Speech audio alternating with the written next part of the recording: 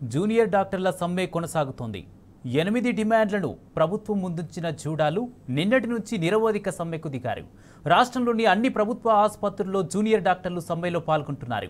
ఆదిలాబాద్ జిల్లా కేంద్రంలోని RIMS hospital వద్ద రెండో రోజు జూనియర్ డాక్టర్లు సమ్మె చేశారు. డిమాండ్లను నెరవేర్చాలని కోరుతూ ప్లకార్డులు పట్టుకుని నిరసన తెలిపారు.